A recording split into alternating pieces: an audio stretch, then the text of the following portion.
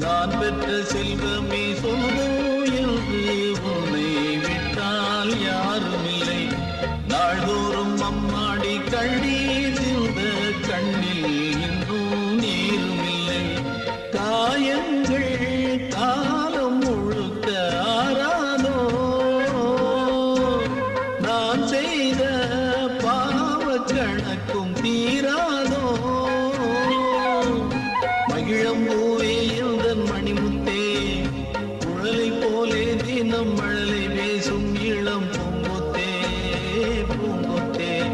ஒரு சந்தன காட்டுக்குள்ளே முழு சந்திரன் காயிலே